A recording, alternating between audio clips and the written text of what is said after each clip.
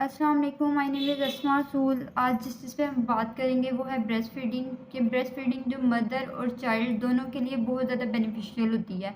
जो mother's breast feeding करवाती हैं उनसे ये बेनिफिट आता है कि फ़र्स्ट ऑफ़ ऑल उनका वेट मैनेज हो जाता है। ड्यूरिंग प्रेगनेंसी वेट गेन होता है, लेकिन जब वो मदर लैक्टेशन वाली साइड पे आती है, ब्रेस्ट फीड करवाती हैं, तो उससे उनका वेट मैनेज हो जाता है। सेकंड, जो मदर है उसको कंट्रासेप्टिव लेने की ज़रूरत नहीं पड़ती सेकंड प्रेगनेंसी को डिले करने के लिए, क्योंकि ड्यूरिंग जब वो ब्रेस्ट फीडिंग करवाती हैं इस तरह से हार्मोनल चेंजेस आते हैं, जैसे ऑक्सीटोसिन है वो रिलीज़ होता है, वो यूट्रस को जो है उसको दोबारा से कंट्रैक्ट करवा रहा होता है।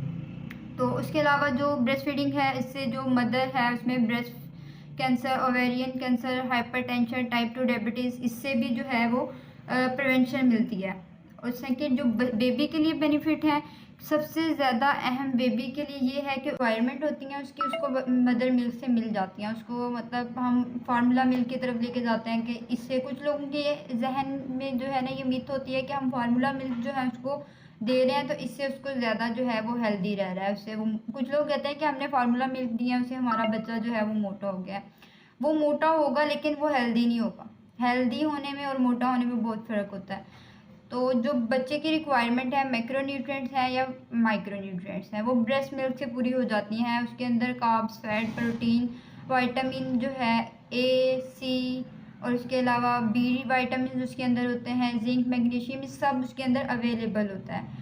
ठीक है, जो बेबी को रिक्वायरमेंट उसको दे देता है। मिल्क के अंदर नहीं होती, वो होता है एंटीबॉडीज़। जो ब्रेस्ट मिल्क है उसके अंदर एंटीबॉडीज़ होती हैं, आईजीए, आईजीएम, जो उसको इन्फेक्शन से बचाती हैं। कितने बेनिफिट हो गए बेबी के लिए? एक तो उसकी न्यूट्रिएंट की रिक्वायरमेंट पूरी हो जाएगी, उसकी इम्यूनिटी बूस्टअप होगी कि उसको डिफरेंट टाइप के जो इन्फेक्शन है उससे बचाते हैं। जो फर्स्ट मिल्क होता है उसको क्लोस्ट्रम कहते हैं, वो येल्विश जो है थोड़ा सा थिकर मिल्क होता है, उसके अंदर जो है ना वो न्यूट्रिएंट रिच होता है, वो बेबी के लिए बहुत ज़्यादा बेनिफिशियल है। कुछ लोग जो है ना डिफरेंट मतलब दूसरी चीज़ें यूज़ कर रहे होते हैं, जैसे शहद हो गया, गुट्टी यूज़ कर रहे होते हैं, उसकी जगह हमें जो जिस चीज़ पे फोकस करना चाहिए वो 1 घंटे के अंदर अंदर हमें बच्चे को जो है माँ का दूध देना चाहिए, क्योंकि उसके अंदर वो सारे न्यूट्रिएंट्स हैं जो उसको चाहिए।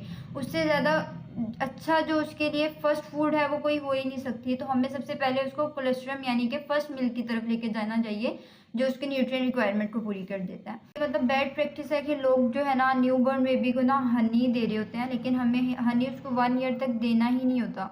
हनी के अंदर बैक्टीरिया क्लोस्ट्रीडियम होता है जो कि इन्फेंट बोजुलिज्म कोज कर रहा होता है, उसके मसल को वीक करता है, उसको हेल्थ इश्यूज़ की तरफ लेके जा सकता है। तो हमने उसको हनी नहीं देना होता। बाकी कुछ मदर का ये कहना होता है कि हमारी जो ब्रेस्ट है वो enough amount of milk produce नहीं करती। मैंने जो चिल्ड्रन में बहुत ज़्यादा मदर्स देखी हैं जिनका ये जो है ना कहना होता है कि हमारी मिल्क जो है प्रोडक्शन ठीक नहीं है, बेबी की रिक्वायरमेंट पूरी नहीं होती। ऐसा नहीं है, जितनी बच्चे की रिक्वायरमेंट होती है आपकी ब्रेस्ट उतना मिल्क प्रोड्यूस करती है, चाहे आपका साइज़ जो भी है ब्रेस्ट का। ठीक है, अगर आपका बच्चा ज़्यादा शक्ल करेगा आपकी मिल्क प्रोडक्शन ज़्यादा होगी, अगर कम शक्ल करेगा तो मिल्क प्रोडक्शन कम होगी। आपने अपने बेबी को जो है ब्रेस्ट फीडिंग से नहीं रोकना, चाहे जितना भी वो पी रहा है, उसको जितना उसकी रिक्वायरमेंट, उसको भूख होगी ना वो उतना वहाँ से शक्ल करेगा। कुछ मदर्स का कहना होता है कि बच्चा जो है ब्रेस्ट फीडिंग के बाद भी रो रहा होता है, तो कहीं न कहीं आप जो है ना ब्रेस्ट फीड करवाने में कहीं न कहीं गलती कर रही हैं, जिसकी वजह से ऐसा हो सकता है, या फिर आप अपनी डाइट में कोई ऐसी चीज़ें ले रही हैं जिसकी वजह से बच्चा डिस्टर्ब है। आपने जो है अपने बच्चे को खुद से अलग नहीं करना जब तक वो खुद अलग ना हो जाए ब्रेस्ट फीडिंग में।